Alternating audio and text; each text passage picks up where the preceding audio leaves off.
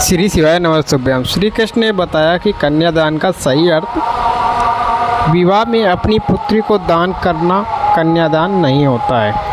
कन्यादान हिंदू धर्म में विवाह संस्कार का एक महत्वपूर्ण रस्म मनाई जाती है। कन्यादान में कन्या को उसके पति के हाथ में सौंप दिया जाता है।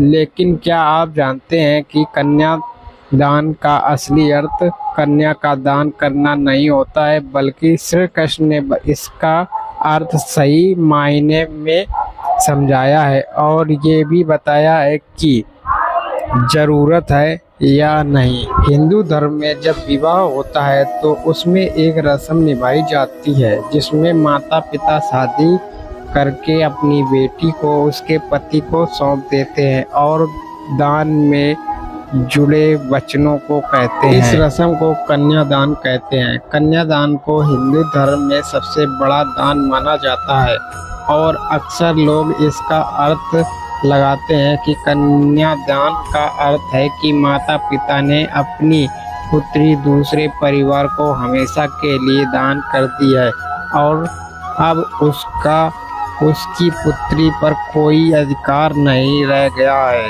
जो कि इस रस्म के प्रति लोगों की एक गलती समझ विकसित करता है। कन्या का अर्थ है कि पिता अपनी पुत्री की जिम्मेदारी को वर को सौंप देता है और वो वर कन्या को सुखी रखने की जिम्मेदारी लेता है। कन्या दान में वर पिता को वचन देता है कि वह आप उसकी पुत्री को हमेशा ख्याल रखेगा और उस पर किसी भी तरह की आंच नहीं आने देगा। लोग कन्यादान को विवाह का जरूरी हिस्सा मानते हैं, जबकि जानकारों के अनुसार वेदों में कन्यादान का कोई जिक्र नहीं है, बल्कि यह रस्म मुनि स्मृति ग्रंथ से ली गई है। इन प्राचीन ग्रंथों में एक महिला के अस्तित्व के लिए एक पुरुष संरक्षक होना आवश्यक माना जाता है। हमारे देश का कानून भी कन्यादान की रस्म को अहम नहीं मानता, बल्कि विवाह के लिए वो केवल विवाह के 7 फेरे को ही अहम सबूत के रूप में देखता है। कन्यादान से जुड़े श्री कृष्ण ने भी एक व्याख्या की है जो आजकल के लोगों को कन्यादान से जुड़ी को पूरी तरह तोड़ता है। जब श्री कृष्ण की बहन सुभद्रा का विवाह अर्जुन के साथ हो रहा था तो यह विवाह गांधर्व विवाह की श्रेणी में आ रहा था, जिससे लड़का लड़की अपनी मर्जी से भगवान की समीक्षा मानकर विवाह करते थे।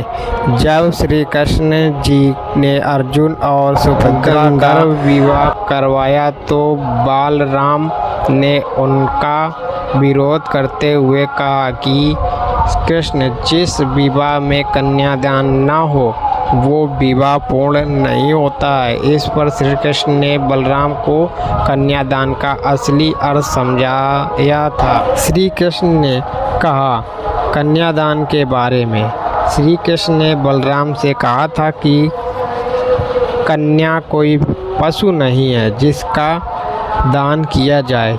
ये सोच ही पशुवाचक सोच है। कन्यादान का सही अर्थ कन्या का आदान करना, ना कि कन्या को दान में देना। आदान लेना या ग्रहण करना। कन्यादान के समय पिता उसके पति को यह कहते हैं कि मैं अभी तक अपनी बेटी को पालन पोषण किया है, जिसकी जिम्मेदारी मैं आज से आपको सौंपता हूँ। इसका यह मतलब बिल्कुल नहीं है कि पिता ने बेटी का दान कर दिया है और अब उसका बेटी पर कोई हक नहीं है। दान उस वस्तु का किया जाता है जिसे आपने कमाया है, लेकिन बेटी को आप संपत्ति नहीं समझ सकते, बल्कि वो आपकी संतान है, भगवान का दिया हुआ अमूल सौगात है, इसलिए उसका दान नहीं हो सकता। पुत्री का महादान समझकर दान करने वाले पुण्य करने के बजाय पाप के भागीदार हो सकते हैं, क्योंकि उनका मन गलत अर्थ को समझकर पुत्री के साथ में एक तरह से अन्याय कर रहे हैं।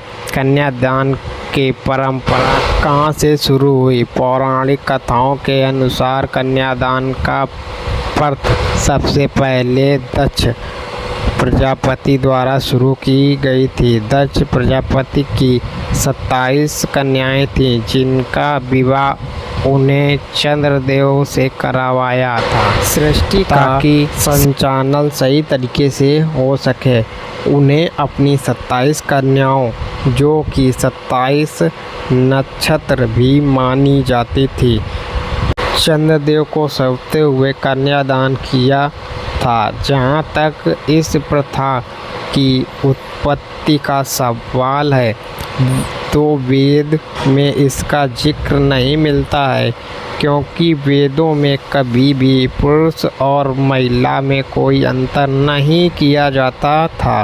वेदों के समय में स्त्री और पुरुष दोनों का एक समान ही समझा जाता था। वेद के समय में स्त्रियां स्वयंवर करती थी और अपने जीवन साथी का चुनाव खुद ही करती थी, जो शादी समानता के आधार पर होती थी। फिर मनु स्मृति के समय कन्यादान की प्रथा का आरंभ हुआ और धीरे धीरे यह बहुत ही महत्वपूर्ण प्रथा बन गई। ऐसा माना जाता है कि मनु स्मृतियों का आरंभ हुआ तब उनमें 8 तरह की शादियों का वर्णन किया गया, जिसमें से एक सर्वप्रमुख ब्रह्मा विवाह होता था।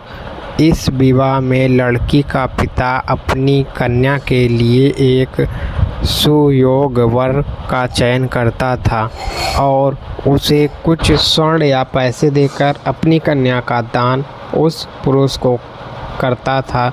मनु स्मृति के समय समाज पुरुष प्रधान था और स्त्रियां पुरुषों पर निर्भर होती थी। इस वजह से यह नियम बनाया कि पिता उसकी सहयोग्य वर चयन करके अपनी कन्या का दान करेंगे।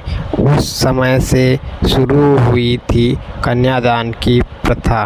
कन्यादान का महत्व कन्या की प्रथा को विशेष रूप से महत्वपूर्ण माना जाता है। ऐसा माना जाता है कि जब विवाह के दौरान कन्या का पिता विधि विधान के साथ में कन्यादान की रस्म को निभाते हुए अपनी बेटी का हाथ वर को सौंपते हैं, तो बेटी के ससुराल और मायके दोनों का ही भाग अच्छा बन रहा है। इसी वजह से यह रस्म महत्वपूर्ण और आवश्यक मानी जाने लगी और इस महादान के रूप में देखा जाने लगा। कन्या को महादान क्यों कहा जाता है?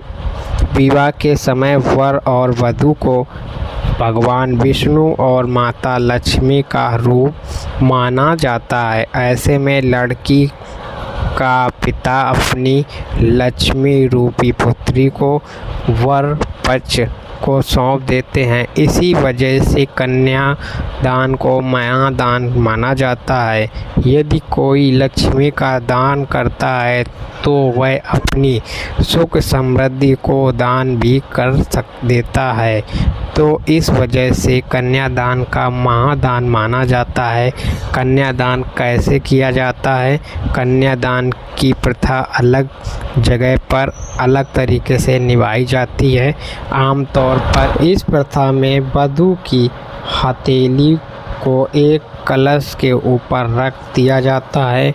फिर कन्या का पिता वर की हथेली पर अपनी बेटी का हाथ रखता है और उसके ऊपर फूल, गंगा जल और पान के पत्ते रखकर मंत्रों का उच्चारण किया जाता है और हल्दी से कन्या के हाथ उसके माता पिता पीले करते हैं और मंत्रों का उच्चारण के साथ में माता पिता अपनी बेटी के उज्जवल भविष्य की कामना करते हैं और हमेशा खुशहाल जीवन की कामना करते हुए आज के समाज में कन्यादान भले ही कितना महत्वपूर्ण क्यों ना हो, लेकिन एक पिता के लिए यह एक भावुक क्षण ही होता है, क्योंकि वो अपने कलेजे का टुकड़ा को दूसरे के हाथ में सौंपते हैं। जय श्री कृष्णा। श्री शिवाय नमस्तुभ्यं।